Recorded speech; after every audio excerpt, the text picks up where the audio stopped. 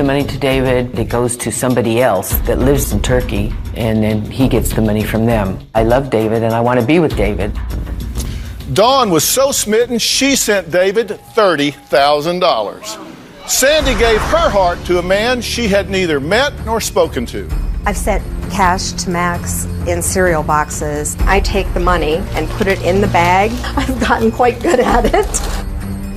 Well, that's $63,000 that she'll never see again. Gilda was swept off her feet by her online boyfriend. I love him and I think he's real. She sold her home and sent $200,000 overseas. Sabrina signed up for a dating website to find love. I consider James to be my boyfriend. I am in love with James, and I believe James Connor loves me too. She sent him a staggering $265,000. When Joy came to the show, she was planning her wedding. This is the dress. This is the dress I'm getting married in. Well, Joy is still waiting at the altar. Thankfully, she only sent him about $50,000. All of these women sent money to men they had never met. The combined grand total is a mind-blowing $605,077. That's over $500,000 from just 6 women. Now let's talk about Norma, because Norma says she's watched every one of these catfish shows, but wants to tell me that she is the exception to the rule, because after I finish investigating this, I will see that her love is real. Let me tell you, I so hope she is right. I truly do, because the stakes in this story are higher than any story we've done. I'll tell you why. This precious woman is 70 years old. Now, Norma sent overseas luxury cars, such as a Mercedes-Benz GLK 350, a Jaguar XF. She sent all of her furniture, all of it. And you guessed it, tons of money.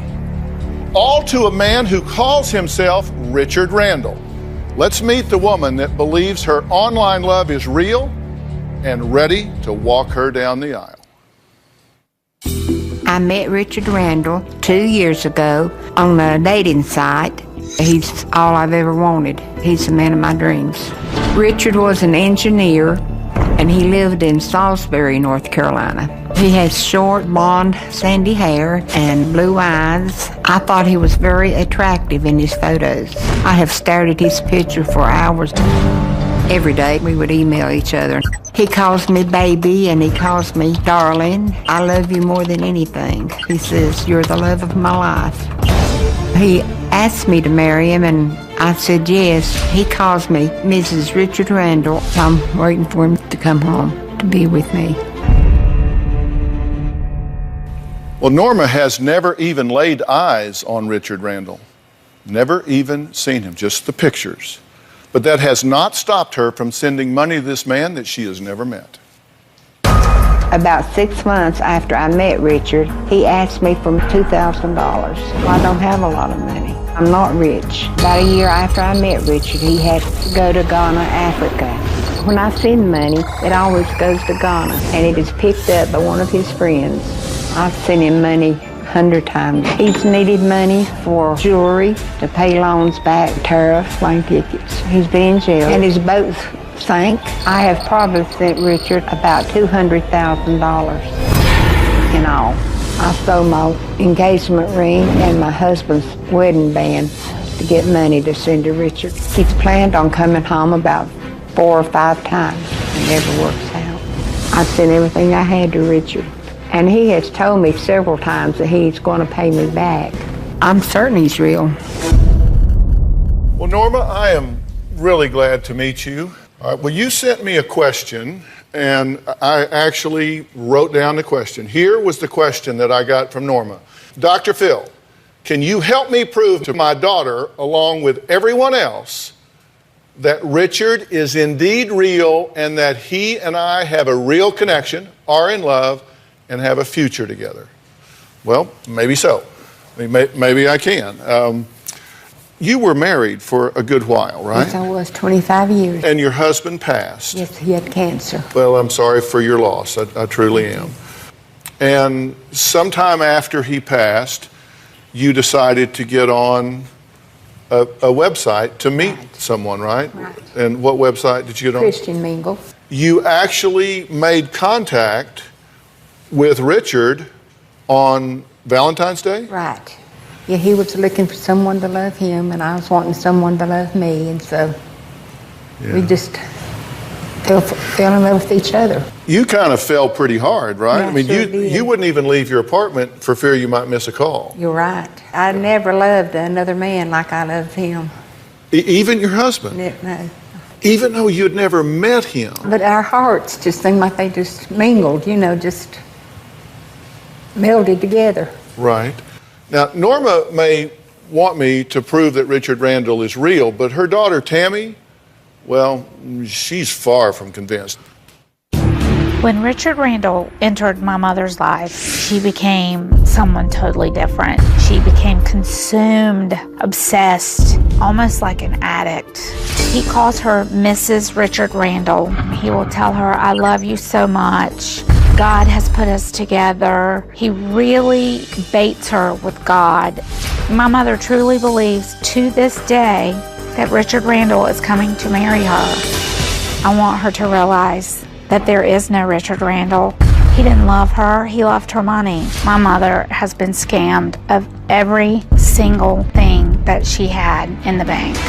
I'm angry, I'm mad at her, I'm mad at him. I haven't had a mother, and my children haven't had a grandmother for 3 years because he has consumed her. It makes me sick. If I could get a hold of this Richard Randall, I would wring his neck and probably spit in his face. He has ruined my mother's life. Well, Tammy, what makes you think that this guy is a phony? Where is he? 3 years. Where is he? How do you answer that question? Where is he? I don't know. I just keep waiting and hoping. I've got my bags packed. She said you've been sending him money. Yes. In fact, you sent him money once.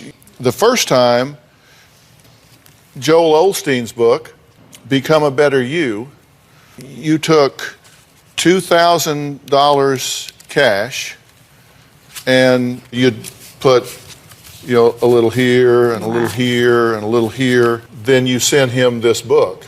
Did he get it? No. Somebody else it went to the wrong address, and somebody else had took the money out and left the book. Left the book? Did he get the book? Yeah, he got the book. He said he enjoyed reading it. Yeah, I would too. About every third page there was $100. Yeah, he didn't get the money. If it went to the wrong address, how did he get the book? And one of the neighbors' houses is on the porch with the money gone. Norma's love affair with Richard Randall actually caught the attention of law enforcement. We're going to get into that when we come back.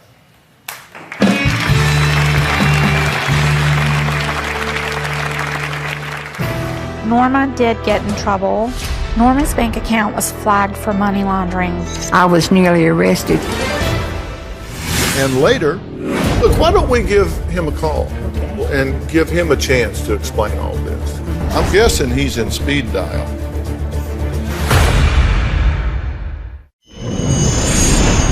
Norma did get in trouble and was banned from Western Union and MoneyGram. The police told each of those 5 places, do not allow her to send any more money overseas. It is a scam. Also, Norma's bank account was flagged for money laundering. For some reason, my mother had given Richard her bank account number. Richard had asked me for my account number. He said he had a friend that was going to put some money in it so I could get it out and send it to him. The sheriff's department were like, here we go again. I was nearly arrested for money laundering. Now imagine the police raiding an old folks' home. But that is what Tammy says happened to her mother when she tried to send more money to a man that she never met. Now, you've sent a fair amount of money to this man. I have. correct? And I don't know that you even know, Tammy, just how far this has gone. Okay, in September of 2011, your husband passes, correct? Right. All right. And then in February of 12, this is 5 months later, you go on Christian Mingle. Right. And on Valentine's Day, that's when you meet Richard Randall, right? So during 2012, you did send him money for a computer. You sent some cash, wire transfers. You even sent some money to friends. And you paid some taxes for him, right? Right. For a total of $118,183.99. I did not know it was that much. But it didn't stop there. This continued on, Tammy. She sent him furniture, cash, wire transfers, more money to friends, money to adopt a child. Y'all were going to adopt a child. You sent him a 2007 Ford Focus, a 2012 Mercedes, a 2011 Jaguar, and then paid shipping for all the cars.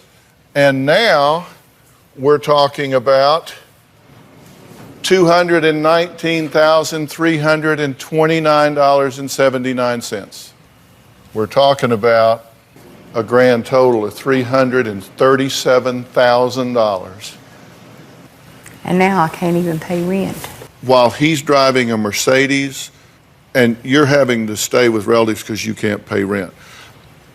You were in a retirement home? Mm-hmm. I had to move out of that because I couldn't afford the rent. My brother-in-law told me I could move in with him, and he took me in or I could be on the street. So you're living with relatives. Mm-hmm. All right, so what do we know about Richard Randall? Now, this is according to Norma. He was born and raised in Salisbury, North Carolina. No, he was raised in France. He was born and raised in France. Then he moved to North Carolina? Yes. And that's where he was living when you met him? Yes, when I met him, yes. Okay. Then he moved to Philadelphia. And what state do you live in? North Carolina. Reckon he'd stop by your house on the way to Philadelphia? Well, he might have, but I had went to South Carolina to be spend some time with my son. Like the whole time? No, not the whole You time. were both in North Carolina Right. when you met? That's what I thought when I seen his address. I thought, well, that's not far away. And he never came to see you? I mean, like how far away was it? Like 100 miles? Maybe 50, 75. 50, 75 miles? I mean, I'll drive that today. He was 50 miles from you and never came to see you. Did that cause you to wonder? Yes, it did. Okay, then he moves to Philadelphia. Okay, and he's living there. And then he's an engineer, right? Mm-hmm. And then he moved to Ghana, he said, because your son threatened him. Yes. So his thinking is, Norma, love you, girl. No, we haven't met yet. I'm moving to Ghana. Well, he didn't say that. He called me when he got to Ghana and said, guess where I am? I said, where? He says, I'm in Ghana. I said, well, didn't you forget something? He said, what? I said, me. So why hasn't Richard seen her? They're in the same state, 50 miles apart. He doesn't see her. Moves to Philadelphia, then gets there, says he's threatened by her son. So what any reasonable person would do, he moves to Ghana on the West African coast and says, gee, forgot to take her. So why hasn't he met her? What are his reasons and excuses? I'm going to tell you after the break.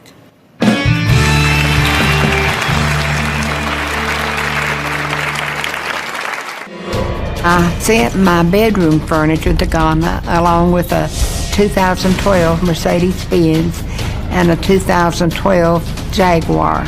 The Jaguar was supposed to be mine and the Mercedes-Benz was going to be Richard's. It was very exciting. And later, you told him you were coming here. He says, you better buy a plane ticket and get home.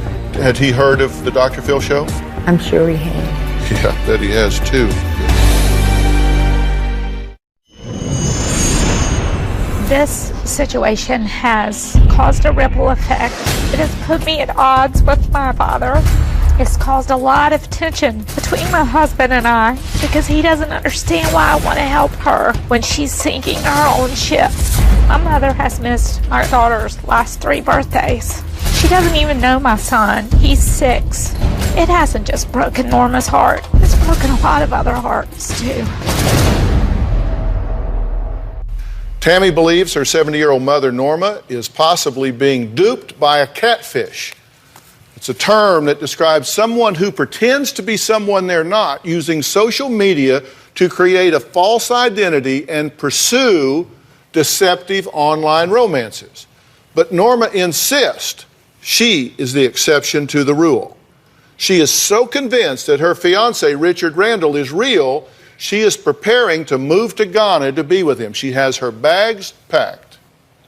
The plan was for me to move to Ghana and live in a beach house. I helped buy the beach house. I gave about $15,000 on the beach house. And I sent my bedroom furniture to Ghana along with a 2007 Ford Focus I also sent 2 luxury cars to Ghana. It was a 2012 Mercedes-Benz and a 2012 Jaguar.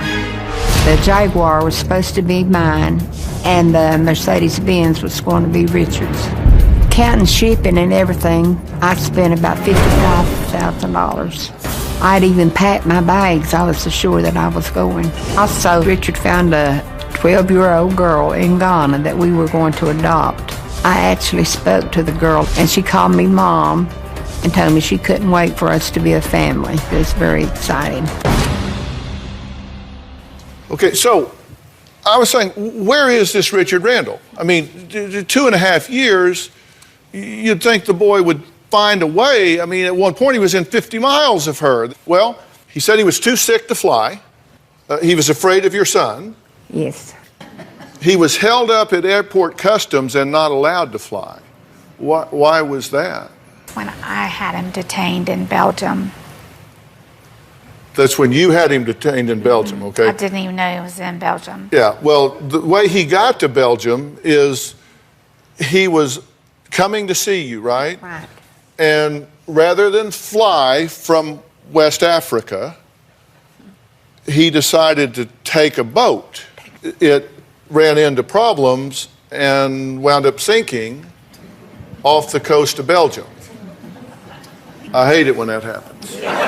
So then he makes it ashore in Belgium, but he's arrested in Belgium because you ratted him out as a fraud, according to him. You and your lawyer ratted him out, so he was detained in Belgium, so he couldn't get to you. But he got loose because he's back in Ghana now, right? Yes, they didn't have enough evidence to prosecute him. And he was on the way. Why not come on to see you? I wish I knew. Okay, so Tammy and Richard have had some exchanges. Richard Randall to Tammy on August 7th of 2012. Tammy, listen and listen real good. I am not in the same age with you to read such foolish message from you. You know I am like a stumbling block on your path. I will straighten you well, and you will sit at your place and nurture your sorry little pathetic ass. If you ever write such a disrespectful mail again to me, nor your mom again, I will be your worst nightmare. Know that you will never, and I repeat, never, ever, ever stop the both of us from loving each other. So he just gave you a good telling off. Oh, yeah. In real Philadelphia speak. Could English be his second language? Maybe? I mean, do you think? Okay, then Tammy talks back to him. She sends an email to him. You're finished. You're going down, you sorry piece of You and all of your buddies sitting in that internet cafe are scum of the earth, and we're coming after you with all we have. You have conned your last person. Yeah.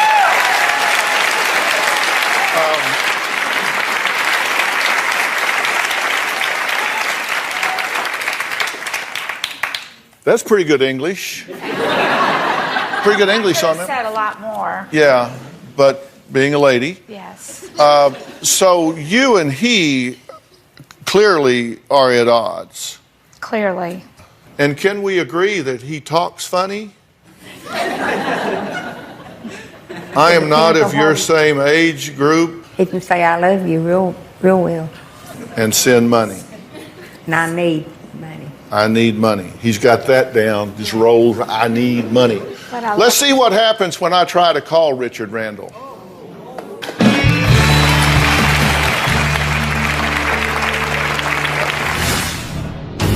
Guessing he's in speed dial. Hello? Because of her giving Richard all of her money, my mother can no longer afford to live in the independent living facility. And she is now living with my uncle, her brother-in-law. It makes me ashamed. It makes me feel sorry for her. Now, Tammy brought her mother here in hopes that we could uncover some truths about a man who proposed marriage to Norma, even though they've never met. Now, does it surprise you that you would be willing to marry someone you've never met? I just think of how much I loved him and how much I wanted to be with him. Look, why don't we give him a call? Okay. Why don't we give Richard a call and give him a chance to explain all this? This is your phone. Mm-hmm. I'm guessing he's in speed dial. Of course. Just call him and put it on speaker. He might call back. He did yesterday. He did? He called you back yesterday? Afterward, we tried to call him. Yeah. Well,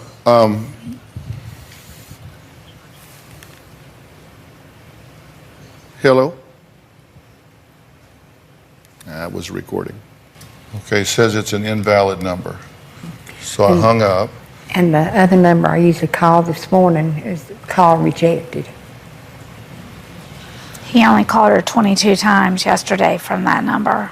You told him you were coming here. He called me in the hotel room, and he wanted to know where I was at, and I told him I was in Los Angeles. He said, "What are you doing there?" I said, "I'm going to go to Dr. Phill's show." He says, "You better buy a plane ticket and get home."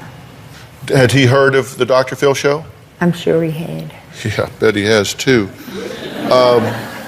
I'm curious, we have someone on the phone that is not, this is not Richard, but this is someone that I'm curious if his voice and accent and all is at all similar to that of Richard. Steve, are you there?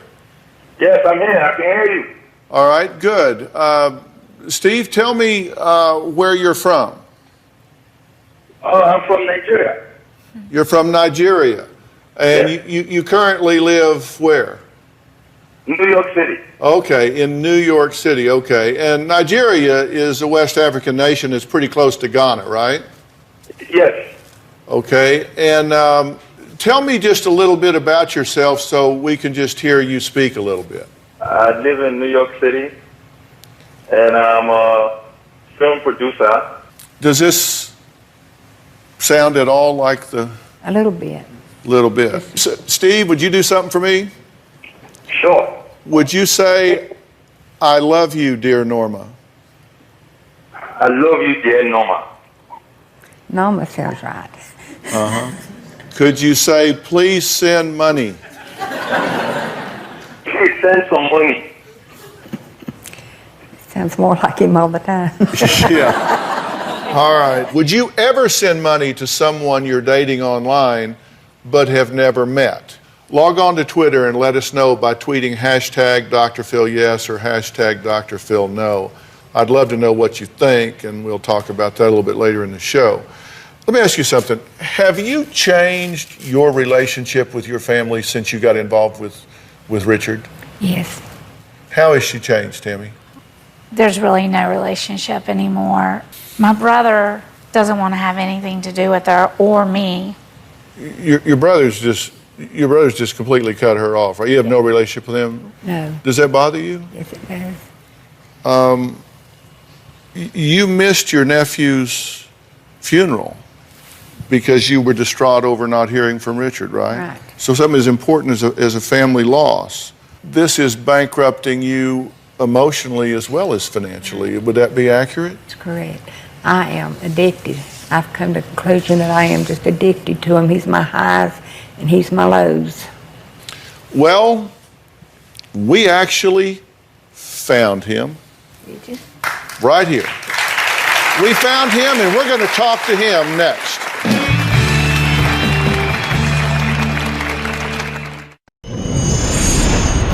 I was very lonely when I met Richard. My husband died 3 years ago. Richard makes me the happiest person on earth. Okay, that was Norma, who says she is counting down the days until she and her online fiancé, Richard Randall, can finally be together. We found this man right here, and he taped a message for you. Let's watch it. Norma, I would like to introduce myself to you. My name is Bill. From my understanding, there is a guy named Richard from Ghana that's stolen my photos from my Facebook account, and he's been sending those to you and manipulating you in a way that's not good. I just want you to know that I am not Richard. I'm not from Ghana. I've never been to Ghana. The producers also informed me that you had lost a husband that you were with for 21 years, and I'm sorry to hear that. I also can understand your situation because I was in a 21-year loving relationship with a wonderful man, and he passed away. It's just left such a huge void in my life. So with all that said, Norma, I just want to wish you the best, and I hope that you can find some peace and happiness and move forward with your life. Now, Norma, Bill is on the phone, but what is your experience right now of seeing your Richard Randall's picture come to life and talk to you, and it not have that accent and it not be Richard Randall? I don't know. It don't seem real. It not be. I mean, I don't think it's him. You still. But that's him, right? That's Richard Randall. That's the picture. But it don't really sound that much like him. That's because that's not him. That's because that's not him. This picture you're seeing is a man named Bill. He has a Facebook page, and that picture is on it. And somebody took that picture, wrote Richard Randall under it, and got on a dating website and started talking to you. The man that's talking to you doesn't look like that. The man that looks like that is on the phone. And I just want, we're going to talk to him, but I just want to note that Bill here is not a scammer. Bill is a victim of identity theft, just like you are a victim of fraud. You two are victims in this. Bill is a great guy. He has nothing to do with this. He just had his picture stolen. Bill, are you there? Yes. Hi, Dr. Phill. Norma, that is definitely me. That's my picture. It was taken from my Facebook account. And I am so sorry that this has happened to you. Do you believe what I'm telling you? Do you believe what Bill is telling you? Yes, I do. There is no Richard Randall. That's just a made-up name. You need to tell me you hear that. I hear that. That this picture that you've fallen in love with is not Richard Randall. It's a man you've never met or talked to until this minute, right now, on this stage. And his name is Bill. And his name is Bill. And you've never sent him a dime. He's never received a dime from you. He's never asked you for a dime. The person that you've been talking to, maybe he's from Ghana, I don't know, but we've heard his voice. He's clearly has a West African accent. He's not who he's telling you he is. Right? Right. You get that. Tell me you get that. I get that. All right. Let that soak in for a minute. Bill, thank you so much for making that tape for this woman and for taking time to be on the phone. This means so much to get her moving forward in her life. Thank you. You're welcome. Next, another mother, Sabrina, and her daughter, Sarah, sat right here on this stage not long ago. They, too, faced the reality that Sabrina was trapped in a terrible cyber scam. We're going to hear how they're doing next and give you an update. We'll be right back.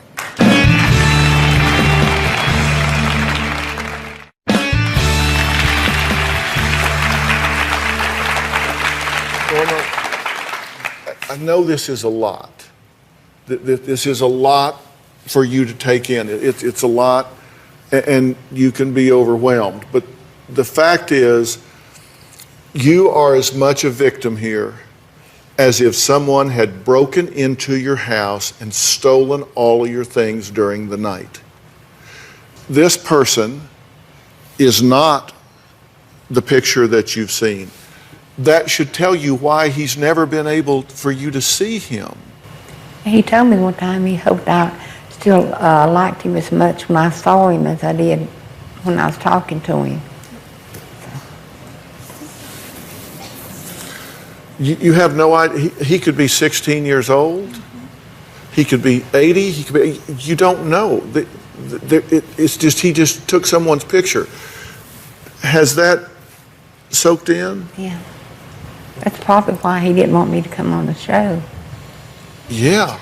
Now, not long ago, another mother and daughter sat right here and learned the same truth. Here's what happened with Sabrina and Sarah. I met James on Match. James asked me for money 3 weeks after we met. Total amount of money that I've sent James Conner is around $265,000. Is he worth it? Yes. My mom missed so many red flags about this guy. My mom gave away her retirement and everything she has, all for a photoshopped person. We actually did some investigation on his passport. If you look closely, there's a woman in the background. Is that him calling you right now? Yes, it's him. Well, let me talk to you. You are a scumbag scam artist, and we know who you are, and we know where you are, and we're going to, by God, find you, and you're going to give this lady her money back. What do you think of that? Look me in the eye and tell me you know this was a scam. I truly believe that this is a scam.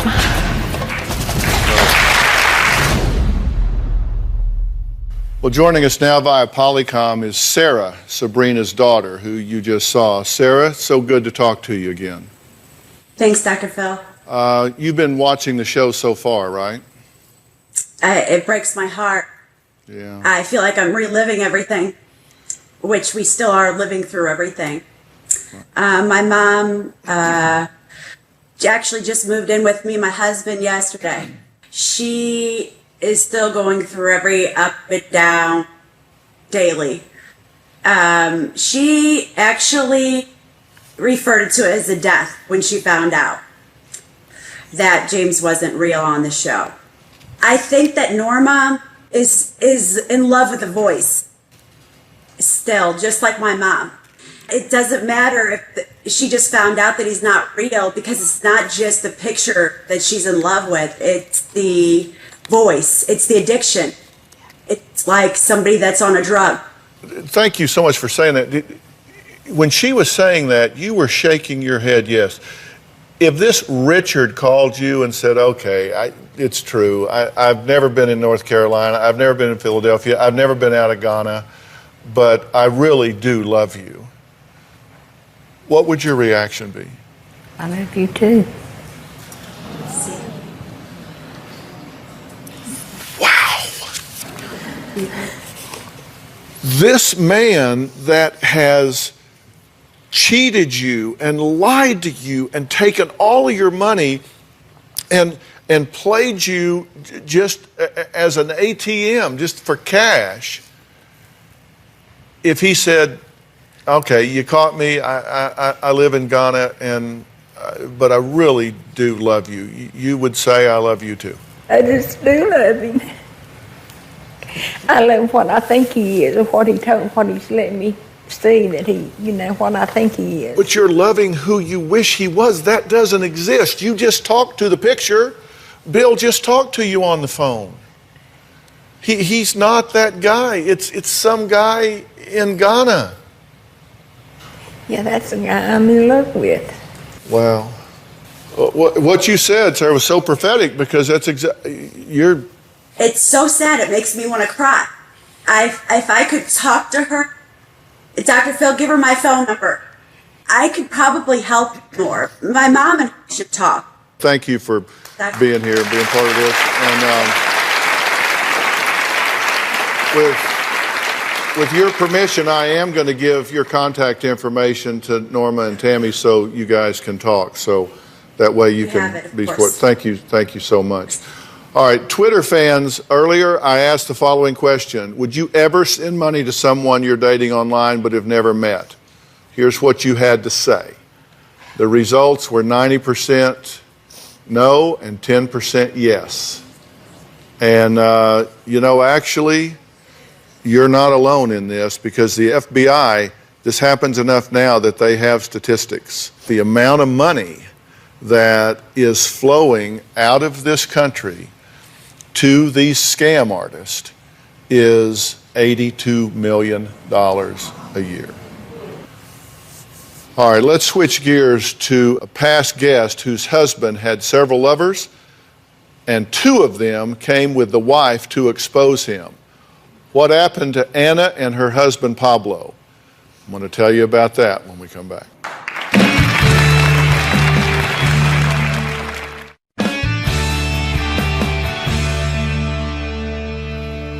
Do you get that this man is not real?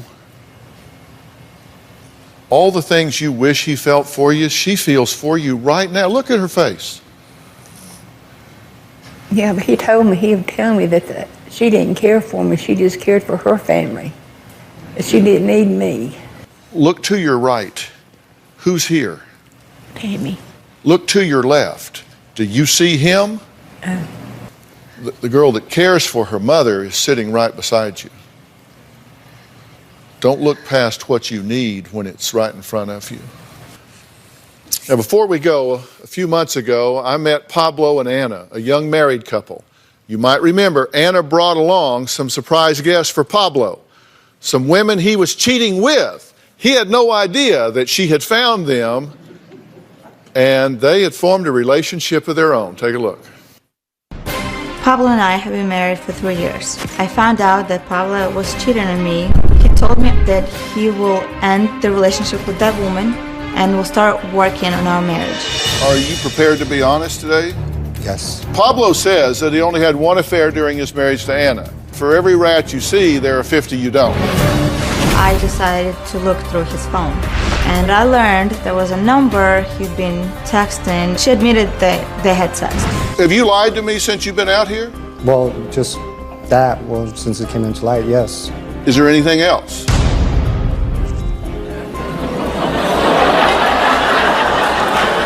Amanda's here. Amanda, come on out. Wonder how many more chairs you could fit over there. How many more chairs do we need? Who is Bernice? Another woman that I'm seeing. Did he ask you to marry him? He sure did. And he asked you to marry him with her ring? Yes. Who is Alina? These two actually got together and they decided to become Alina. And I made a fake profile on the dating website so we could catch Pablo with other women. Pablo started messaging us actually the next day. Why do you need to lie to every woman you encounter? We got to either be honest or shut this thing down. What you just found out, you still want to work this marriage? I don't know. Well, there's been a dramatic change since her last appearance on the show. Take a look. Since I was on the show, I tried really hard to give another chance for my marriage. Unfortunately, Pablo showed very little effort in changing his lifestyle, so I filed for the divorce. It was one of the hardest and most painful choices I had to make in my life. I know the healing process. Insist, it isn't me. Well, then who is it? Judy says it's Emmeline, one of her 2 other personalities. Judy's husband of 33 years, Brian, supports his wife's belief, but their daughters, Laura and Heather, say they're not so sure, and they suspect their mother is faking a multiple personality diagnosis to escape responsibility for a lifetime of outrageous behaviors that includes living on the streets for 6 months, flying across the country without telling anyone in the family. Take a look. Having multiple personality disorder is a constant chatter in my head. Sometimes it gets so loud, it's a roar in my head. I have 2 dominant personalities. Carrie, she's a quiet one that just doesn't want any yelling, doesn't want screaming, just wants the chaos to stop. Carrie's just kind of a wild teenage personality. She's fun-loving. Emmeline is another part of my mind that does not like my husband. She doesn't like the way my children treat me, and she lashes out at that. You never knew what was going to happen next. It goes from nice and sweet to anger. Emmeline's behavior is such that I just want to get away from it. I feel like I'm throwing Emmeline under the bus. Okay, I got a relationship with her too. She's part of my wife, Judy. Emmeline's always around, always lurking. She's closer than you think. I can hear her in my head saying, he's setting you up. Emmeline has done some horrible things. One time, when Judy spiraled out of control, she left me for another man. She was smoking crack. Her alters were in control. Judy was gone for probably about 3 or 4 months. Sometimes I have no hope that it will ever go away. And it's just so frustrating. It's just so hard. There have been times where I just felt like throwing my hands up in the air and saying, I'm done. Well, Judy says that Emmeline and Carrie are real, and she's not making them up. But Laura and Heather feel their mother is using these alters, as they're called, to cover up the real issue, which is a major drinking problem. I feel like my mom fakes multiple personality disorder. It's her scapegoat. My disorder is real. It happens to me. I can't stop it. If it's legitimately true and she has multiple personality disorder, she needs to be locked up somewhere because she's a danger to society.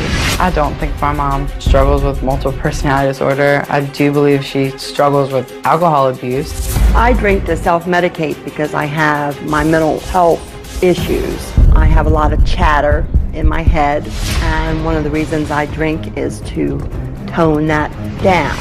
When I drink, things get out of control, way out of control. What my mom does is buy a big, huge gallon of wine, and she will drink all of it in under 30 minutes. My mom drinks to the point where she just passes out.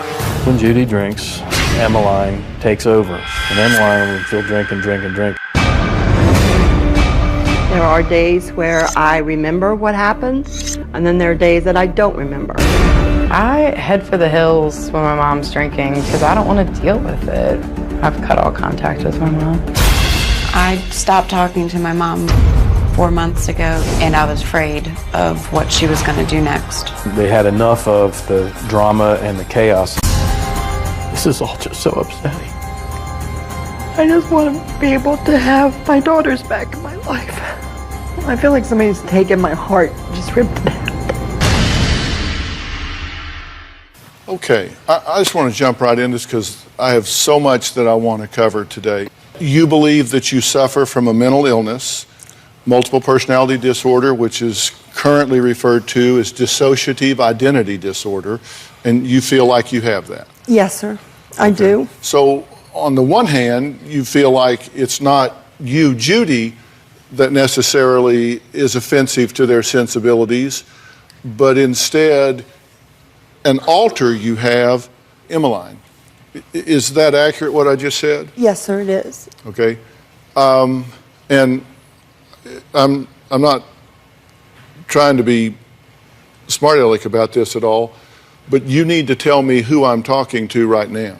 Judy. Okay, and how will I know that? How will I know if Emmeline decides to take over this conversation? I hope that she won't, but if she does,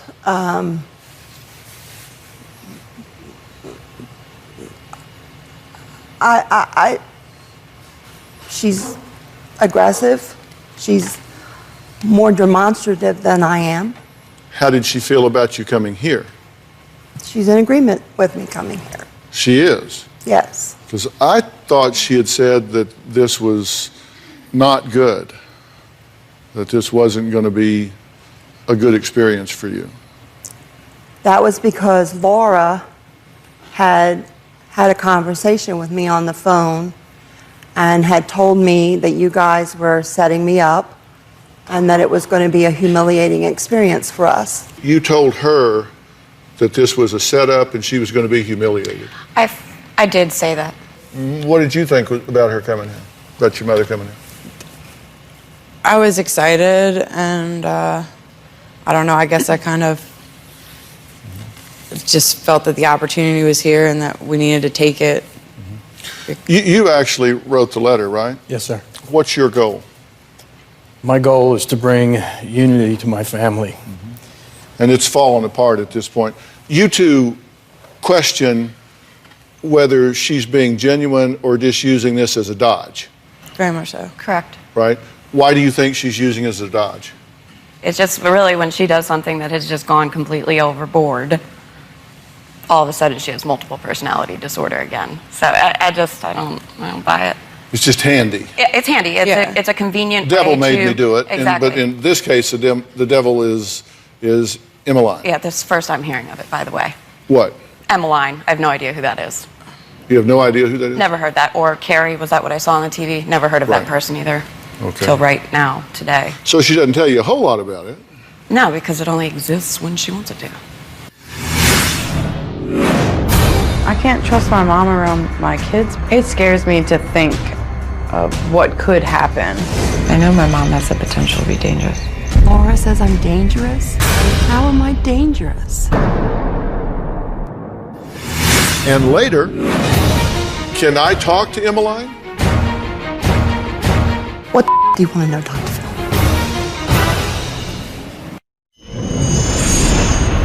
I do not want my mom around my daughter. I can't trust my mom around my kids. It scares me to think of what could happen if I were to leave my kids with my mother. I mean, I can't put them in what I would consider potentially be harm's way.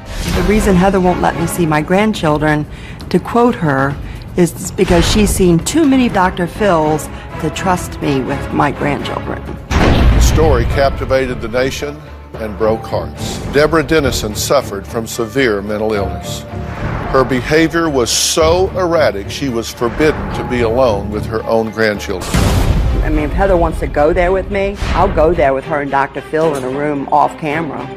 I know my mom has the potential to be dangerous. Laura says I'm dangerous? How am I dangerous? Once I drove right over to get my daughter, whom she was watching. She was drunk, passed out, laying in the floor, and my little daughter's just, year-old teeter-tottering around the apartment. I couldn't believe it. Since my wife is not allowed to see my grandchildren, out of respect for her, I have chosen not to see my grandchildren as well. I have the most beautiful grandchildren in the world. They mean everything to me. I'd rather be dead than go the rest of my life without seeing my grandkids. It's just not fair. It's not right. I'm not dangerous. You feel like she should not have access to the grandchildren because... You guys want me to believe something as crazy as multiple personality disorder, but then you just want me to feel comfortable with letting you stay with my kids. How do I know that you're not going to jump on an airplane with my kids or say I'd say something that, triggered and you're going to do something with my kids? If you don't have... I understand, Dad, you say Judy would never do that, but how am I guaranteed that I always have Judy when she's alone with my kids? How do you answer that? I raised them and I had multiple personality disorder. That was real normal. I don't want my kids to know what it's like to go in and out of a hospital to visit your mother behind a locked ward. I don't want them to have to go see Mama. Do you know why I did that? I put myself in a hospital because I did not know whether I had the potential to hurt you or not. And I needed to find out if I did. To find out what was wrong with me. Exactly. I don't want that for my kids. I don't want them to have that experience at all. Okay, well, they said they had not heard details about these altars that you have. Right. And if you want them to understand this, Right. I want to educate them some. I did not purposely tell them about this when they were younger because I didn't want them to go out into a neighborhood and say, my mom has multiple personality disorder, so then that they would get teased about it. Okay, well, we're all adults now, and this is a really big neighborhood. So it's time to just get it out there, right? Yes. You agree with that? I do. Okay, so Emmeline, and I think this is what you've told us, is in her 40s, is a smoker, is physically violent, is threatening, uses profanity, left-handed, Yes. street smart, amoral, manipulative, aggressive, and protective. Yes. And then there's another alter, Carrie, that you say is a teenager and is an integration of all of the past teen personalities, because there have been, I think, at one point, 20 identified personalities. At one point there was, yes. Okay. But with progress, a lot of this has been kind of reintegrated back into just yourself, Judy, then Emmeline and Carrie. And then Carrie is very childlike, cries easily, seeks adult attention, avoids conflict, can assume a fetal position when stressed, and sucks her thumb. Yes. Correct. Okay, now as I was going through that, you became agitated and a bit emotional. Tell me what's going on.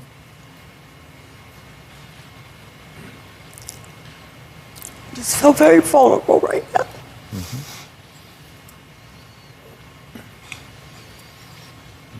You feel at risk? In what way? Putting a lot on the line here. Do you believe that I'm taking this seriously? Yes, sir. I do.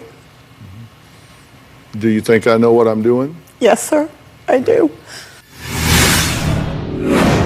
You know she's an alcoholic. Do you buy her alcohol? I have, yes. What the hell are you thinking? And later, I assume I'm talking to Emmeline. What do you want to know? Why do you need to exist? To keep Judy from killing herself.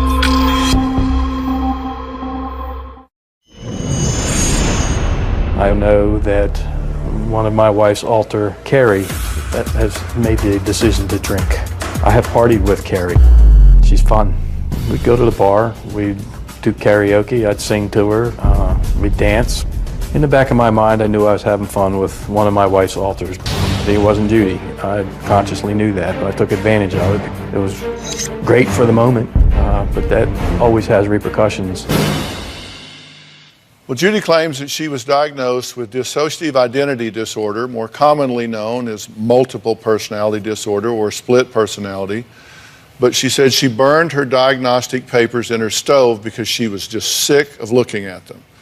Now, while Judy's husband, Brian, says he supports his wife, his daughters, Heather and Laura, say they don't believe their mom and will not let her anywhere near their children until they know what is really wrong with her. Do you believe that you're not dangerous? I'm not dangerous. But Laura, how many times since... I'd like to hear what Dr. Phill has to say.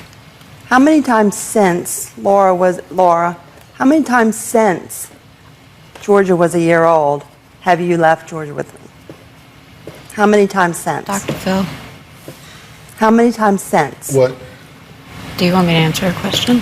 Yeah, I know how to do an interview, and Okay. if I get out of control, I'll come right to you. Okay. But I think she's asked you a legitimate question. I'd like to hear the How answer. many times since? Several. I'm going to ask that you two have an open mind to some of the things I'm going to say. Okay. Because I hear you making your sarcastic marks. I'll stop. And you could fill this room with what you don't know about what's wrong with your mother. And until you do, I think I would kind of do a lot of listening. They feel like you're not stable. I feel like the best predictor of future behavior is relevant past behavior.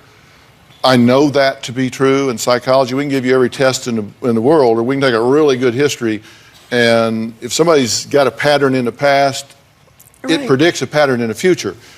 And so I've done a lot of looking at your patterns, and you've had multiple suicide attempts, right? Correct. 7 that I count. I mean, that's the ones we know about. Correct. There are probably more. You've been to rehab 3 times, but yet you're still drinking. Yes. You've had 10 psychiatric placements, and you've had 15 traffic violations. And traffic violations are not like felonies, I understand, but several of these were for reckless driving. And so, to me, if I was like interviewing a nanny to take care of my now grandchildren, and this was on your resume, you would not be on the top of the list. So I understand why you would be concerned about that. And you know that she has mental health problems, right? Yes, sir. Forget the labels for a minute. You know she has problems. Yes, sir. You know she has a drinking problem. Yes, sir. You know she self-medicates. Yes, sir. With alcohol, right? Yes, sir. Do you buy her alcohol? I have, yes. What the hell are you thinking? That's part of my problem. That's part of my problem, Dr. Phill. No. That's part of what I need to own. You know she's an alcoholic. You know she has blackout drunk periods, and you buy her alcohol. Do you do it to avoid conflict? Yes, sir. I mean, just be honest. We got to put it all out on the table. I'm being honest with you. I have done it to avoid conflict, to shut her down for the night, to not deal with things. Yes, sir. I have done that. Do you bully him at times? Yes, sir. Do you bully him as Judy, or do you bully him as Emmeline? As Emmeline. Can I talk to Emmeline?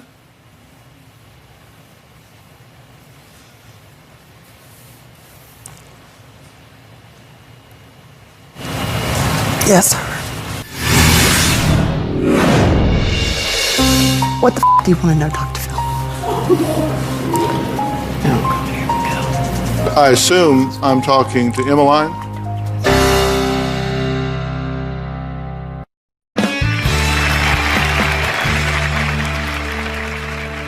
Can I talk to Emmeline?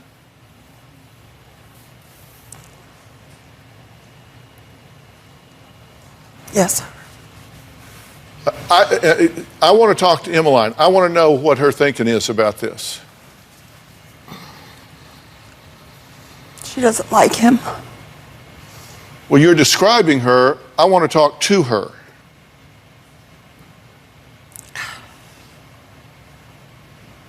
She doesn't want to. That's not going to happen. I'm sorry? It's not going to happen. That's okay. I mean, if somebody's involved, I want to talk to him. And if she doesn't have the willingness or the guts to step up and talk about it, okay. I get it. But she bullies him, right?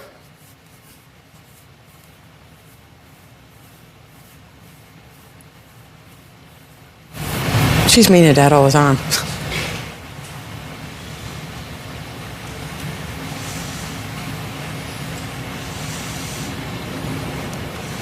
Speak up if you want. You just need to shut the okay, and leave me alone. Oh, God, here we go. All right? You just need to shut the up, leave me alone. I'll let you deal with it. Okay. I told you when we came here, I was not a dog and pony show. And it wasn't going to be a dog and pony show. I told you that. Okay, now talk to me. What do you want to know, Dr. Phill? I assume I'm talking to Emmeline.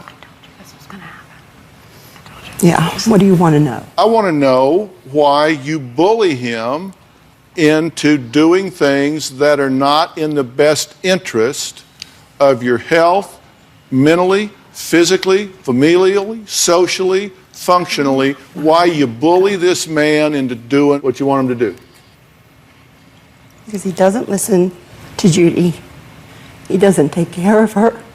He doesn't respect her.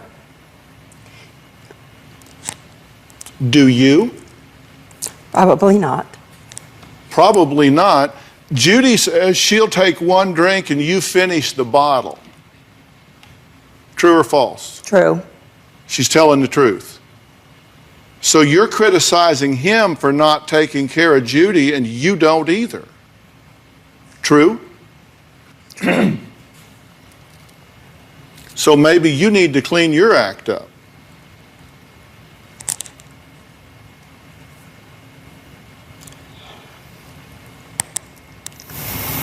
Possible? Possible. I mean, I'm just asking. Possible? Possible, yes. I'm not saying it's true, I'm just saying it's possible. Oh, possible. Anything's possible. Everything's possible. Do you want to get better? We all want to get better. Do you want to be happy? We all want to be happy. Define happy for you. For me? Yeah. Happy for me would be that I didn't have to exist anymore.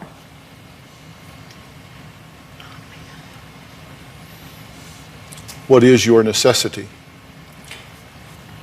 Why do you need to exist? To keep Judy from killing herself.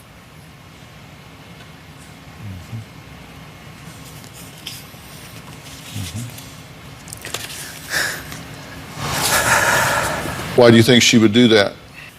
Because she's angry. How about you? You angry? Angry all the time. We have that in common.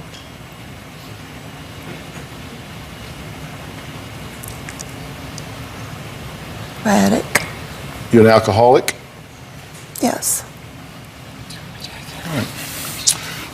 We're going to take a break. I'm going to talk about what I think's going on here, what I think just happened. We're going to find out why Laura says she was forced to take her own mother to court when we come back.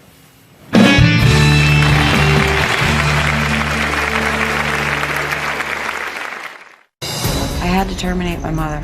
She left me many threatening voicemails. I'm not telling to stop supporting you. Judy would never make threats like that. Emmeline was the one that was making the threats. The doctor that diagnosed my mom was probably a quack doctor. She will do everything there is to convince everyone around her, family members, friends. If she had some sort of illness, my mom will go from doctor to doctor to doctor until somebody agrees with her. Well, Judy has been living with multiple personalities for most of her life, according to her. This is how she experiences her existence. Her two daughters, Laura and Heather, say they wonder if their mom is faking this diagnosis to escape responsibility for her unpredictable behavior, such as leaving their father for 6 months to live on the streets as another personality named Emmeline. Now, this past May, Laura says she was forced to take her mom to court after Judy contacted Laura's clients to try to destroy her business. Now, Judy says, okay, the calls took place, but she says it was not her. It was her alter, Emmeline. Take a look. I own my own business. My mom worked for me as an administrative assistant. In the evening, if I wanted to have a drink, that was my choice. She would come into work and I would sense she was hungover. My occasional glass of wine escalated to 2 bottles of wine a night. Clients complained to Laura that I sounded intoxicated on the phone. Laura got fed up with not being able to control me. I had to terminate my mother. I feel betrayed by her. I feel like she slapped me in my face. She left me many threatening voicemails. People on your reference list aren't going to be on your reference list for very long. You little. I had to take my mom to court, and a judge did grant an injunction in my favor to prohibit her from continuing to attempt to destroy my business. I don't know about the messages because I think Emmeline left the messages. Judy would never make threats like that. Emmeline was the one that was making the threats. I think it's absurd. Okay. You agree that what happened was like really bad, right? Yes, sir. Okay. Can you tell me who I'm talking to right now? Judy. Okay. Let me tell you guys what I think is going on here. First off, let's get one thing very clear. This woman is not faking. 100% guarantee this woman is not faking. She is not a malingerer. She's not someone that mimics a disorder, mimics a behavior, mimics something in order to escape accountability, get attention, escape culpability, or whatever. She's not someone that makes this up for sympathy or attention. She's not a faker. Now, also, I have to say in the same breath, I don't think she has multiple personalities. I think that's really good news. Yeah, no, it's great news. It's really good news. But I think we all have a range of conduct and behavior, and we have. You ever had like a really bad day? Yeah, oh yeah. Where you just wake up and get your bitch on before. I mean, Yes, we do. We all have that to some degree, and mental health and mental illness often lives on a continuum. You're kind of moody, or like really moody, or like just really out of control. We move up and down in terms of our identities, and at times things become so painful that we do what's called dissociate. We like clip off. Oftentimes, for example, when I've talked to rape victims and say, what was your experience during the attack? They say, and I was gone. I dissociated. It was like an out-of-body experience. It was like I wasn't even there. Mm-hmm. And you often have people detach in that way and get away from what's going on. So, number one, I do not believe that this lady is faking or that she is malingering or she is doing this just as a way of being interesting at all. So your judgment of her, in my opinion, is so misguided, I can't even begin to tell you. But then at the same time, I said, I don't think she has multiple personality disorder. I've never, ever seen what I could verify to be a case of genuine split or multiple personalities. There are many therapists who see dozens of them. And there's a real controversy about whether it exists or whether it doesn't. My position is it just doesn't matter. Yeah. It doesn't really matter because it's all about labels, and labels are all about insurance reimbursement, frankly. So they force us to assign something to somebody so we can submit it for payment. And I truly believe that in the 80s, Judy went to see a therapist who believed in multiple personality disorder. I believe that. In such a way that this became what is called, in my opinion, iatrogenic.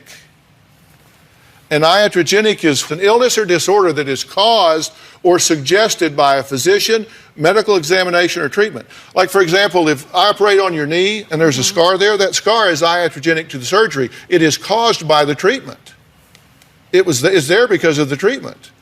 Okay, and so if you go see somebody and the way they organize their life, their world, their professional view is to believe in multiple personality, and they see someone that seems to be kind of all over the chart, they go, whoa, you have multiple personalities. And based on that, you went through a whole process of events. Yes.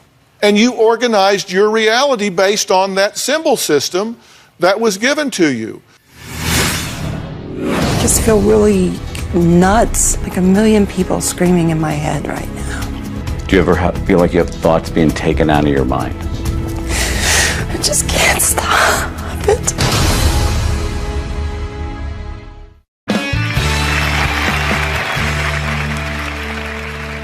I asked you to spend a few hours yesterday with Dr. Charles Sophie's preeminent psychiatrist. He's known the world over. I asked you to go see him and spend a few hours with him. Take a look at this and then we'll talk. I'm here. I'm about ready to go in and be interviewed by Dr. Sophie. I'm a little nervous about it. I'm hoping that they get whatever information they need to help me. Dr. Sophie, how are you? I'm good. How are you? Thank you for coming. Do you ever hear voices in your head that are not outside voices? Yes. Do you ever feel like you have thoughts being taken out of your mind? I just can't stop it. What can't you stop? I just can't stop the thoughts.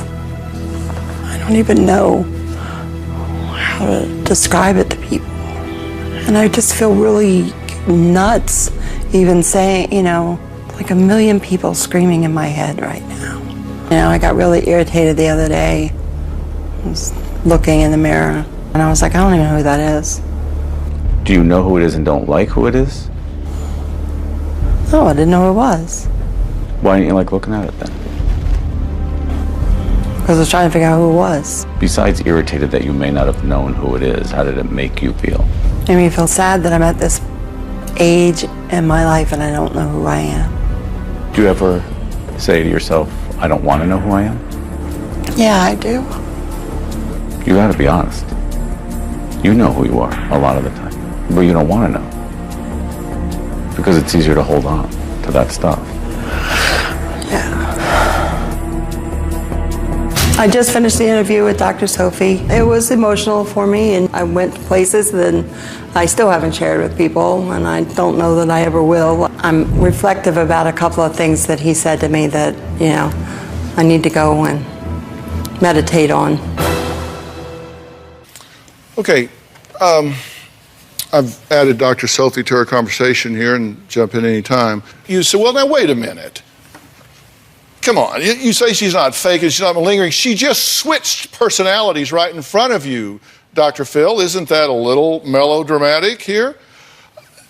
Not really, because you're going to see a professional that's a legitimate licensed professional that has this view.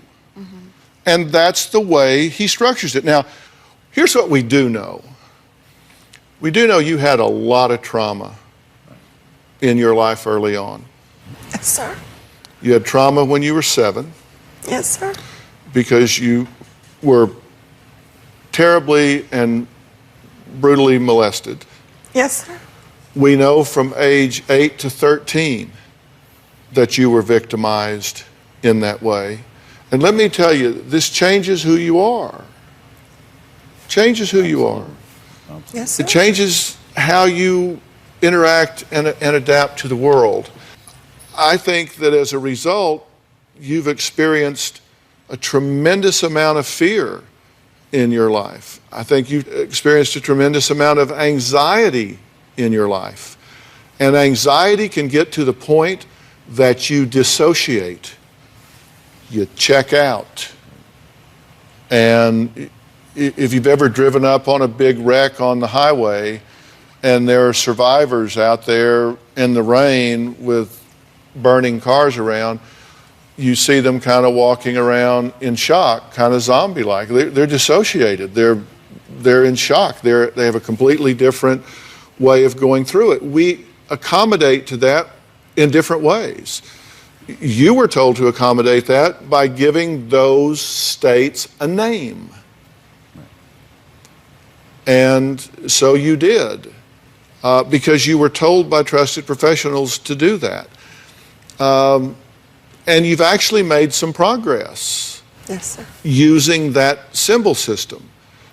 But I think it's important to understand that there's a lot of fear going on here. There's a lot of anxiety going on. There's depression going on. There's alcohol abuse going on. A lot of things that explain a lot of erratic behavior other than it's a completely different personality. And does that mean she's safe to take care of the kids today? Probably not, because of the lack of stability. But I think if you start putting those things on a to-do list and we get her the right kind of help focused on the right kind of underlying problems, then you do begin to see her get a good deal better in a very short period of time. Yeah. So I'm actually very optimistic about all of this. And listen, I have to tell you, I've not evaluated you. Dr. Sophie has. I arranged for that to happen.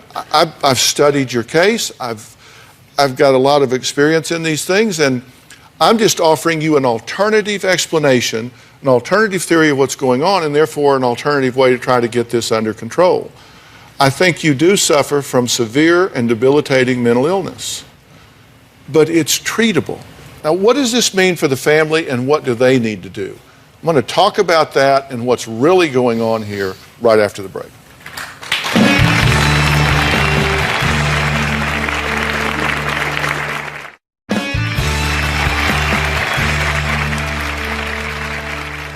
These are things that if you break them down to the individual elements instead of the umbrella diagnosis, to the anxiety, to the depression, to the alcohol abuse,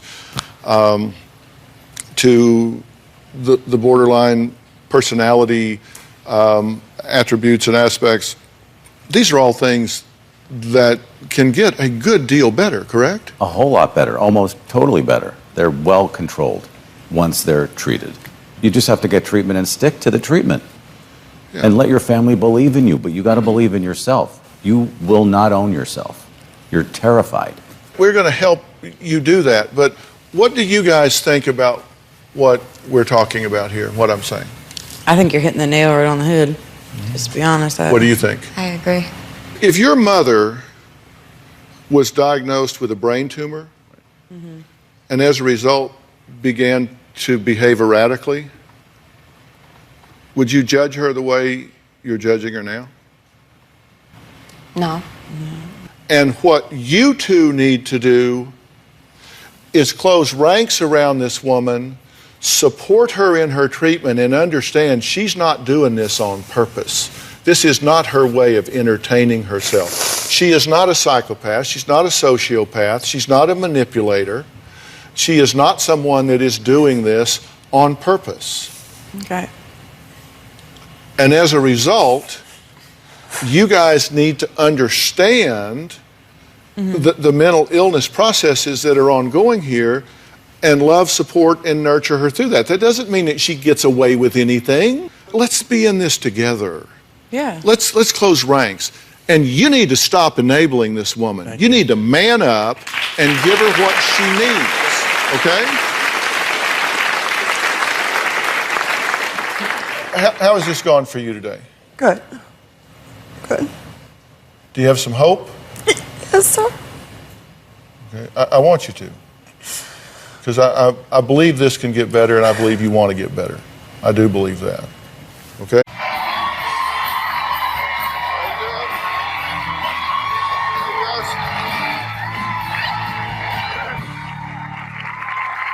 Take a look at this innocent little girl.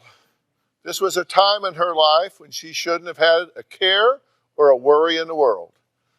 But this little girl says that she lived in a house of horrors, filled with unbelievable acts of abuse, from being kicked and spit on, to being so deprived of water she claims she was left with no choice but to drink out of the toilet. So who would do this to a young girl? Who does she say is responsible for this childhood torture? Well, you might guess it was her mother. Beth says the abuse was so bad that even as early as 5 years old, she prayed every night that God would take her away from her own mommy dearest. My childhood was like living in a house of horrors. When my mom would get angry, she had a killer face.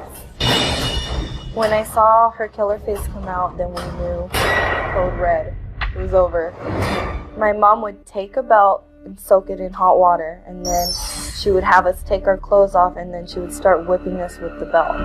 She would make us say, "Thank you, mother, may I have another." She would put socks in our mouth when we would start screaming and crying so it would muffle the sound of our cries. One time I couldn't get a math problem right and so she got really mad. She slapped me out of the chair. I fell to the floor. She grabbed me by the hair and started slamming my face into the ground. She grabbed me by the neck and started lifting me up like that and was just choking me. She would spit on me, and till this day I still feel the heat of her spit. There was another time when my brother got in trouble. I told Ricky, "Get up, get in the room and lock the door." She saw that his door was shut and she went downstairs and she grabbed an axe and started chopping the door down. And he tried to jump out the second-story window of his bedroom. There was a scene in the movie The Shining, and it just totally flashed through my mind when I saw her doing that. Living through the abuse from my mother was living hell.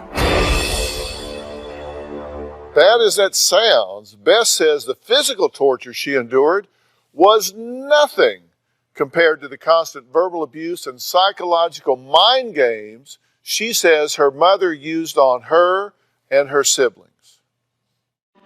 My mother's abuse was never ending because when she wasn't being physical, then she was being mentally, verbally abusive with me. When I was 5 years old, she called me stupid bitch, piece of things a mother should not be telling a 5-year-old. When my brother and I were younger, she would lock us in the room without any food or water, and she wouldn't let us out. We would be starving by the time we got out. We'd have to soil ourselves. My bed would be soaked with pee. If I ever talked back to my mom, she would give us spoonfuls of hot sauce and not allow us to have any water. I would literally sneak to the bathroom and I would drink water from the toilet like a dog. She would make me do sit-ups and push-ups as punishment. There were many times when I called CPS on my mom, nothing would happen because she's very manipulative. She would play a really good, loving, motherly role, like she never did a thing. And you know what? She's very believable. After CPS would leave and they didn't find any evidence of what I said was going on, it was hell for me. Till this day, it affects me. Okay, Beth, with all of this that's going on, why do you want to be here today? I'm sorry. That's all right.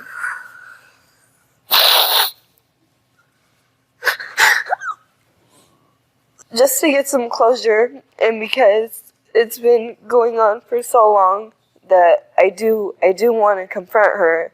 I'm tired of going through this. Is this woman seriously deranged? I believe so. But you said she choked you. She kicked you in the head. Yeah, everything. You said she soaked a belt in hot water and beat you with it. So I'm asking you, how deranged would you have to be from where you are now to imagine doing that to your child? I would never. No normal parent would do that to their kid. Now, you can imagine she tells a very different story. Oh, of course, yeah. Beth's mother, Cecilia, is here and admits she was rough with Beth, but says she needed to be disciplined. Take a look. My daughter, Elizabeth, is a master manipulator. She can cry at the drop of a hat. I call her the queen of crocodile tears. My daughter's a rageaholic. When she gets that angry, she would fly at her, just swinging and punching and biting. I see hate in her eyes. She just becomes a monster. It's scary. I used to lock my door at night because I think, is she going to come in here and stab me? I keep holy water in my purse. I went to go see a psychologist, and he was like, well, it sounds to me like your daughter's a sociopath. She can be very vicious. Elizabeth would get my cat's ears and twist them. I really think that my daughter has psychological issues. Elizabeth took feces and finger painted. I'm not finger painting, you're going to make flowers. I mean, she took it and just smeared it all over the walls. I had my issues, but I didn't know how to be any other way. As far as I knew, as long as I didn't burn my kids with cigarettes, put them in the closet, I thought that was being a good parent. I didn't beat my kids into bloody pulps. I did spank them. Usually it was my hand, or I had like a flat sandal that was kind of like this, and it would be like bap, bap, bap. But if I brought out the belt, you know that you messed up. I would make them bend over like this on the bed and would count. And as they would count, I would make them say, 1, thank you, mother, may I have another? I was twisted. And quite honestly, I was a sick psycho. Well, Beth has not spoken to her mother in 2 years. So, Cecilia, come on out and join us. Wow. Wonderful to meet you, sir. Good to meet you. Have a seat. I'm glad you're here. Tell me why you wanted to be here today. Well, first of all, I love you, Mija. No, you don't. But I made you drink out of a toilet? No. You Oh did my not God, love me. no. Dr. Phill? She didn't say you made her drink out of a Oh, toilet. okay. She had to Maybe do if it you wouldn't because- have turned the doorknob inside out and locked me and Ricky in there, I wouldn't be thirsty and do that when we got out. That happened, huh? Yeah, it did. Dr. Phill, a lot of what she's saying, and I'm not going to lie to you, I did whip my kids. And I believe that kids should get spanked. To a degree. Now, I grew up in a very, very violent home. In my opinion, do you see the scar right here?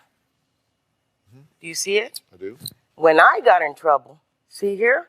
That was because my mom missed my eye. She would smoke her cigarette so hard that the cherry would get so hot. She grabbed me by the back of my head and she stuck it in my face. I mean, I wasn't the best mom, Beth. But So you know you're what? telling me that you never called Ricky a freaking retard? You never sat there and punched me in the face? No, I did not. You beat us. You beat all of us. You are a lying sack of No, That's what I'm you not. are. I am disgusted with your behavior. Be disgusted with me because you're the one who's bad, not me. Oh, really, Elizabeth? You are a liar. Okay. You are so full of it. I am oh so my full of God, it. Dr. You Phill. are a Now, manipulator. You've been out here for 5 minutes. You said, I was a sick psycho and I did beat my children with a belt at times. And on national television, you've called your daughter a lying sack of Yeah. Now, you She talked about brings you it had out your of me. issues then, but what kind of parenting is that? Why would you call your daughter that name? Okay, Dr. Phill, this little girl has put my family, my entire family, through hell. No. Did you ever choke your daughter? No. You never choked? Did you Never ever slap choked her. her? Yes. You slapped her in the face? Yes, I did. Did Open you ever hand. kick her? No. Yes, you have. You've choked me. You've done everything in the book. You've done the same thing to Ricky and to Tiffany. Did you ever kick her in the head? No. Did you ever spit on her? No. Yes, you have. Did you ever soak a belt and hit her with it? No. Yes, you have. Because That I had to, I'm sorry, that was just creative. Look Did at child you- call it. Stop. Did no, you shut up. Did you stick a sock in her mouth? Yes. Why? I stuck a sock in her mouth for cussing me out. No, you didn't. You put a sock in my mouth to shut me up from when you were hitting me with the belt. That's a lie. No, it's not a lie. All right, well, let's take a break. Next, from allegedly hiring someone to beat up Beth while she was pregnant in an attempt to kill her unborn child, to spreading horrific rumors that Beth is a prostitute. Beth says her mother is still trying to hurt her. We'll talk about that after the break and let Cecilia say what she wanted to say.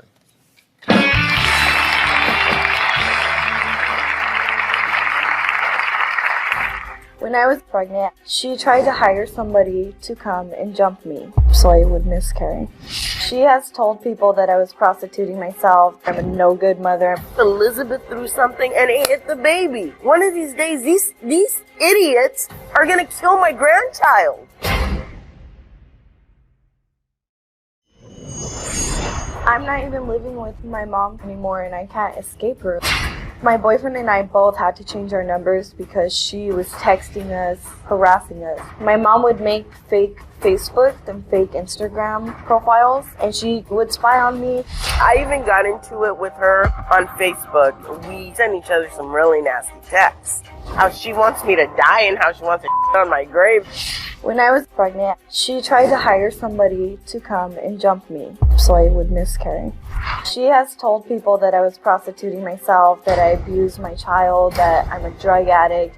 There's many times when she's texted me saying that she's gonna beat my ass and that I'm worthless, I'm no good mother. Elizabeth threw something and it hit the baby. One of these days, these idiots are gonna kill my grandchild.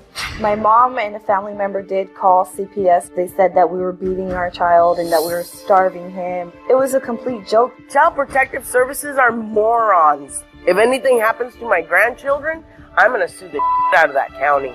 It really hurts me because I can't escape no matter what I do. Yeah, that's why you beat us, because you didn't even want us. I know, Beth. I'm sorry that you were so abused. Why is this funny to you? Because I don't see anything funny here at all, and you're laughing and saying "wow." Because and a lot of things that she's saying, what is it's funny not here? true. I am worked up and I'm pissed because my son is my pride and joy, and she knows that. And you called CBS because you wanted him to be taken away. I will never be like you. Dr. Phill, first of all, I swear to God, I never called You CPS. swear to God that you never beat us, but you did. I remember being locked into the room. I remember drinking from the toilet. I remember you hitting me with the wet belt. You used to laugh at it. You two get fired up and start talking, but you also write to each other. There are texts between the two. Cecilia, you have written to her, I loved you so much, and all you ever do is blank on me and my family. You are garbage like your dad and that pathetic whore you call a grandmother.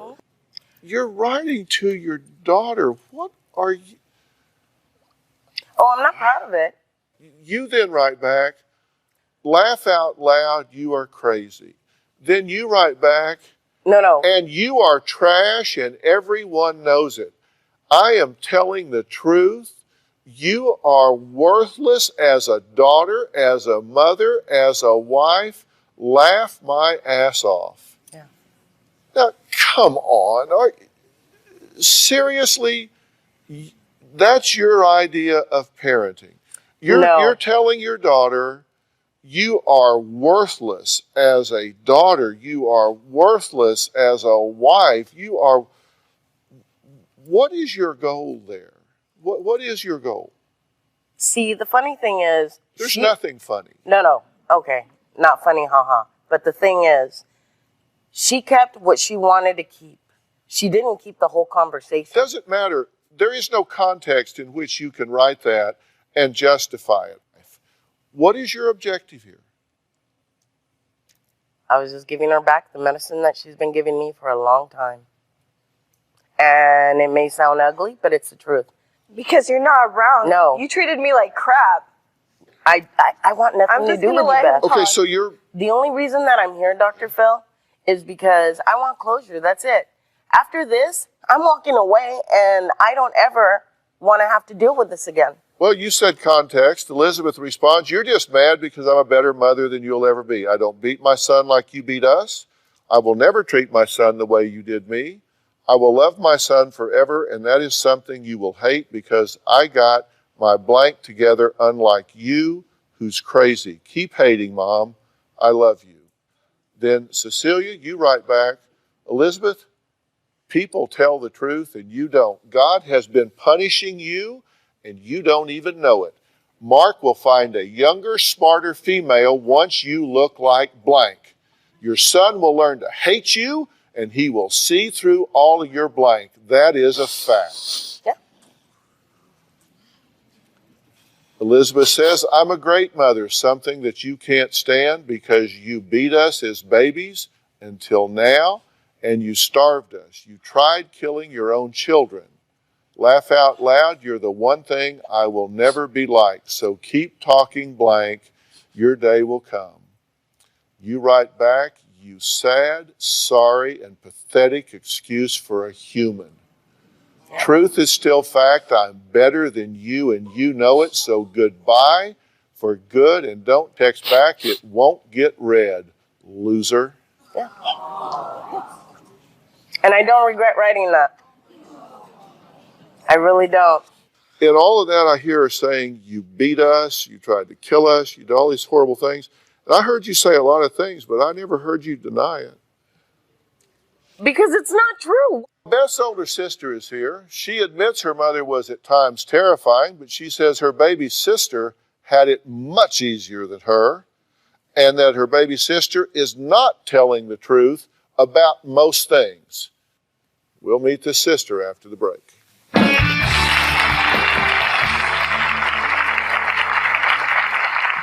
Beth has played the victim her entire life. She seems to forget all the horrible things that she did. She was a hardcore troubled child. After 17 years of sobriety, I got up one morning and I thought, why am I still sober? And I walked down to the mini mart and bought 3 little shots of bourbon. Elizabeth broke me. She drove me to drink. Well, from accusations of severe physical abuse, starvation, and to claims of being forced to drink out of a toilet and using her bed as a bathroom, Beth points the finger at her mother for turning their home into what she says was a house of horrors. But Beth's older sister, Tiffany, says Beth is greatly exaggerating the truth. My sister Beth is manipulative and destructive.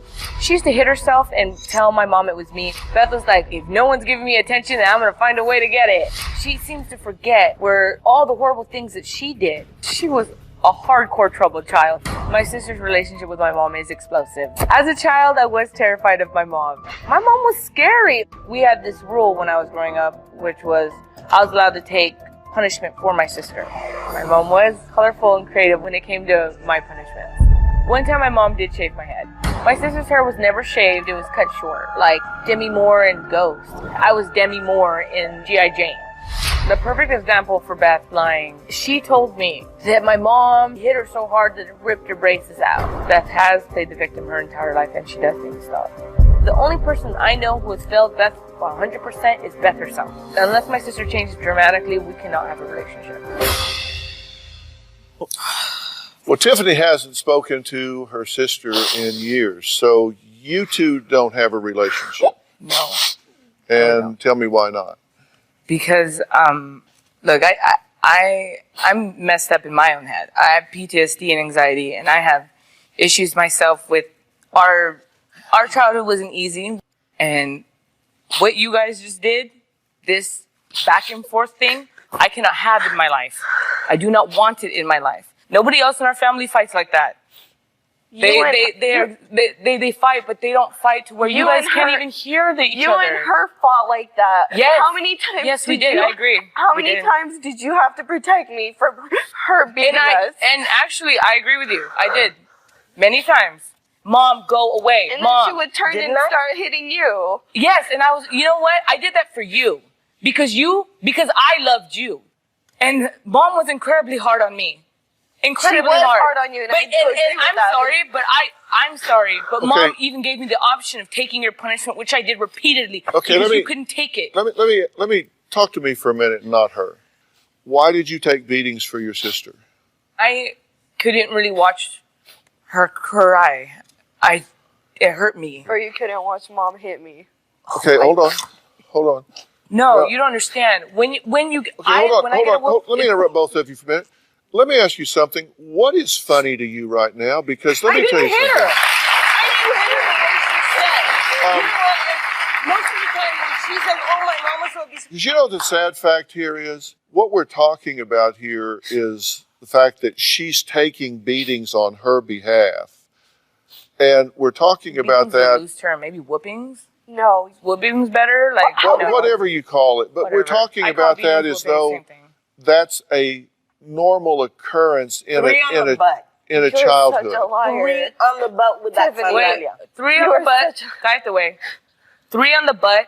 If you move, you get another one. Let's look at the tape here. I queued it back up. And I did spank them. Usually it was my hand, or I had like a flat sandal that was kind of like this, and it would be like bap, bap, bap. But if I brought out the belt, you know that you messed up. I would make them bend over like this on the bed, and we would count. And as they would count, I would make them say, 1, thank you, mother, may I have another? I'm sorry, we do laugh about it, and I laugh about it now because it's kind of funny now to me, just a little bit. Yeah. It wasn't funny at the time, it wasn't, but... No, it was not funny at the time, I'm No. sure. You just think it's hilarious. It just cracks you up. Your knee slapping over She's this. one of those people that laughs while I laugh when I'm too. nervous. Yeah, It's just one of those. Okay. Well, this will really crack you up then. So, Just in court, too. so there were times when she would force you to drink hot sauce or eat jalapenos. Okay, as the hot punishment. sauce is like my mom's version of wash your mouth out with soap. You get a tablespoon of hot sauce if you lie. Okay. That, And or cuss, yeah. yeah. Whatever. Okay. But Latinos do that. I'm not the only one. No, they don't. Yes, they do. Quite a few. Excuse me. Hello. No, I'm not saying that. Don't generalize. Okay, while this continues, we're going to take a break. Next, it was a night that changed Beth and her family forever, and she believes her mother may well have been behind it all. We'll find out what happened after the break. You were sick.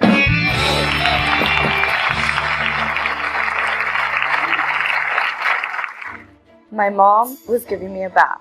We heard bangs from a gun. Thought they were firecrackers outside. I remember seeing blood. And they was yelling at him. Oh my God. I honestly believe that she had something to do with his murder.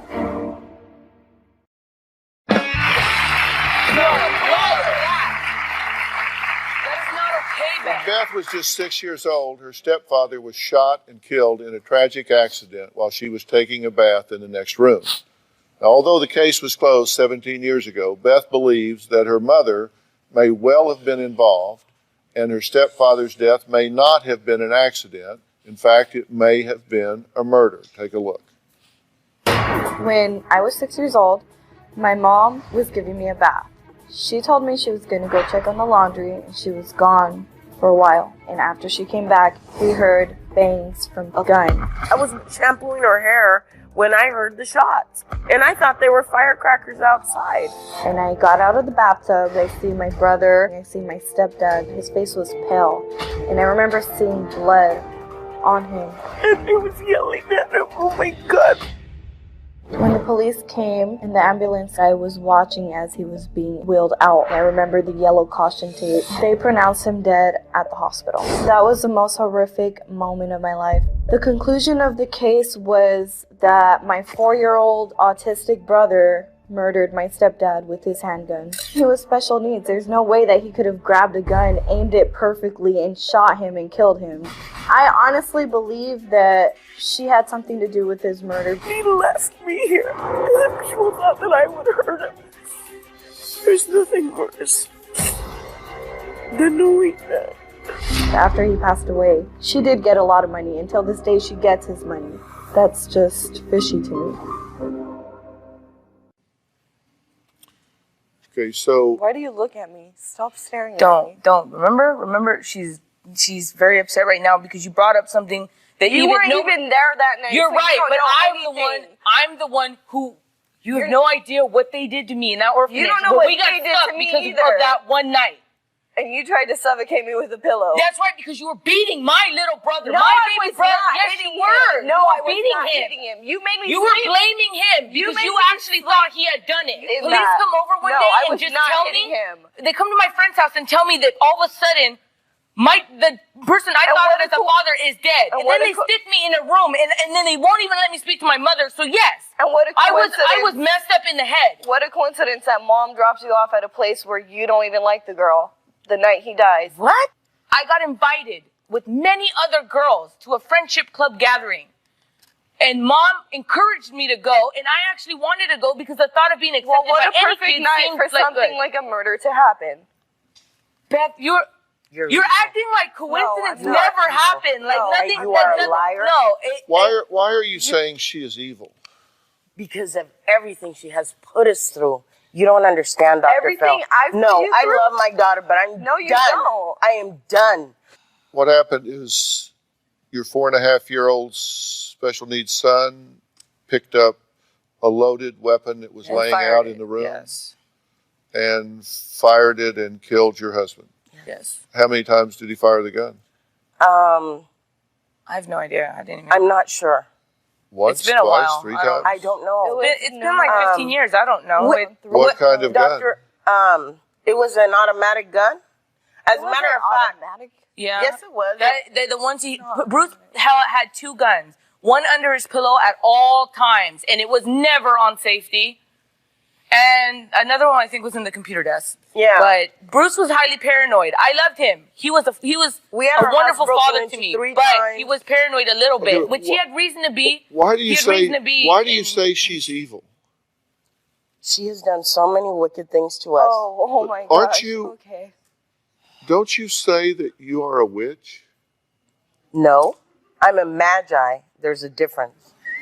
Next, Beth claims her mother practices black magic and considers herself to be a powerful witch that not even God's will could stop.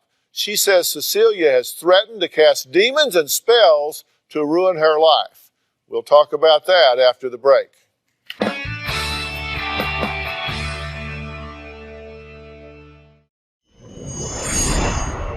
My mother considers herself a powerful witch. She's into black magic and tarot cards. She threatens to cast demonic entities onto me and my family. She has told me that she's going to send spirits to drag me and my son out of bed. They're going to rip us apart. My mom is crazy. She is straight up crazy. Is my religious preference I on... mean, I don't know. I'm asking. I'm not into witchcraft, so I don't understand. Okay. I highly call it. Okay, I've seen my mother work. All right, it's not. It's if that's truly witchcraft, then most Mexican women in Mexico must be witches because most of the time she's praying to a candle and she's lighting some incense. And I'm sorry, but all Mexican women do that. To me, that is not a witch. And just To me, so that's you just know, someone highly my spiritual. sister also. I'm Have not the you, only one have in you my family. sent her writings? Oh, this is funny again? Oh my No, God. not like you think, Dr. You Phil. sent her writings to Ironic. curse her? I would like to see those. Post them. You think you got away with everything you did, but you failed to remember the La Santísima Muerte can be anywhere, anytime, even if you don't believe. I will make sure that she takes what is near and dear to you because you forget that I can be an evil, vindictive bitch. No one can help you, especially that generic Christian church. The angel of death will be my avenger. Spiders will come on to you in your sleep, and you will not know peace for 7 years. If you seek help from another witch, she will not live past the 3rd year after the attempted cleansing. She will wither and die. If you don't warn her about this curse, then the La Santísima Muerte will take a member of your family every year you live. As I will, it shall be by her dark power. This will pass. So that's a blessing, right? You sent that to her. That's I your... didn't send that to her. But it's directed towards each other, just not. But it's like posting. Do you I don't see her name understand. up there anywhere? Oh, come on. It's a technicality. No, do you see her name up Are there? you telling me that's No, not I'm directed telling at you her? that, you know what? It wasn't directed at her. As a matter of fact, at the time, I was dealing with another witch. And that is the honest to God truth. But I'm not a witch. I'm a maga. My mother and my grandmother taught me. This is part of our lineage. You know we are family. Yeah, putting black magic on your grandson. You're such a Your great grandma- grandmother. Are you crazy? Wait, Don't first even of all, get into this She would because not you do don't that even to an know. innocent child. Yes, you Wait, would. Ama. First of all. They have proof of what you First did to of his all. stuff. First of all. What? Kitty litter. Does that sound familiar? That wasn't his stuff. Yes, it was. No, most of that stuff was mine. His stuff was mixed in there. But my point is, it is was incredibly just selfish. stuff. This is exactly what I'm talking about. Did I wake up in the Twilight Zone? It is incredibly selfish for you to do this to me. Do you understand that? Like, instead of talking like a normal person, you have to bring up things that don't. Whatever this is, I can't deal with it. You can't handle with what she's doing to me, but you have a perfect What have I relationship. done to you? I don't talk to you. We do stop talking to you because you're nuts. Because No, you I'm not. wouldn't Yes, stop. you are. No. Okay, stop for a No. minute. Stop for a minute. Excuse me. Excuse me. You intended her to read this, correct? This had nothing to do with her. You're such a liar.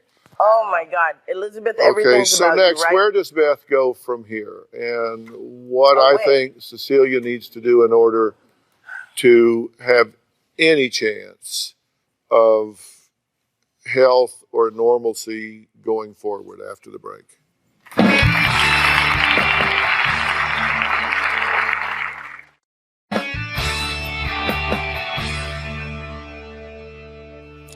Cecilia, by any standard, not relying on Beth's perceptions, and let's just talk about only the things that the three of you agree on. That would leave us with such things as a childhood that was riddled with beatings or spankings or whoopings or thank you, give me. I'm sorry? I never beat them. I spanked them, but it wasn't a beating.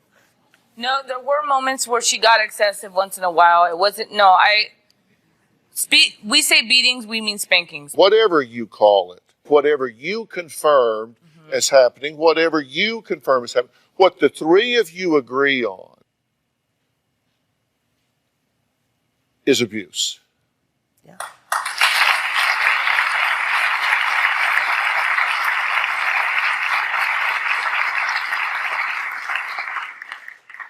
When a child is saying, I'm taking beatings for my sister, this is so beyond a sick family dysfunction, I can't even tell you. When I hear you saying, she's lying, she wasn't being fed rotten food because no, listen to me. Y'all talk, now listen. When you say, I know that's a lie because I was the one at 9 years old that was preparing the meals, and sometimes I was feeding them raw vegetables because it's all we had at the time, then I say, okay, we've got a 9-year-old child preparing meals and feeding brother and sister, meeting the bus, taking them to the bus, doing those things. That's neglect.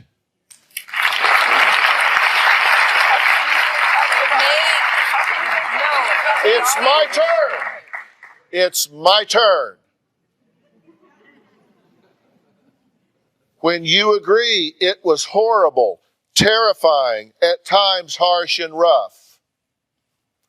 There were belts, slaps, peppers, hot sauce, shaved heads, cut hair, push-ups and sit-ups.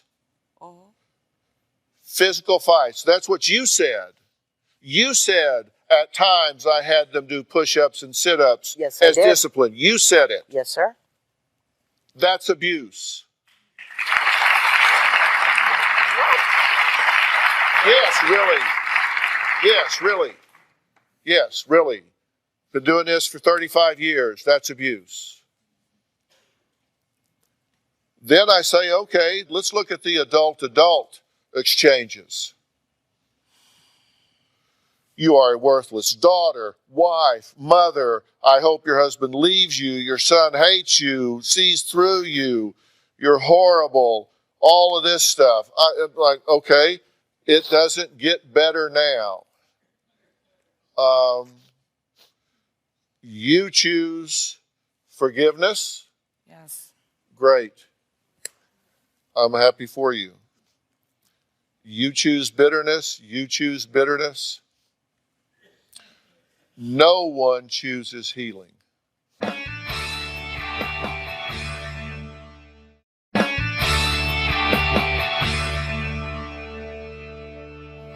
You seem to have an absolute unwillingness to take any ownership in any of this. That's not true. You think it's funny with an arrogant back of your hand laughter about the whole thing. And I think that is sad for the whole family. You have a lot of healing to do on your own,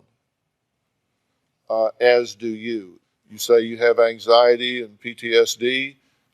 I would hope that you would deal with that at some point. For you, this is obviously a real challenge for you right now that's very acute, and I want to offer you help with that. There's a program called Onsite, which is a very intensive program. It's located on a beautiful ranch outside of Nashville, Tennessee, and it's just a worldwide leader in therapeutic intensive workshops and treatment, really specializing in emotional trauma and mental health issues. And I've talked to them, and they would like very much for you to come and spend some time with them to just focus on yourself and getting past some of the trauma that is really burdening you right now. And I'm gonna offer that to you, and we'll talk to you some more about that backstage.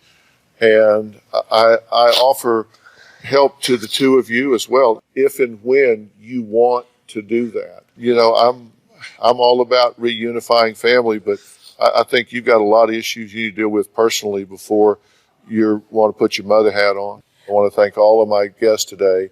A very special thanks to Miles Adcox and Onsite for offering the help for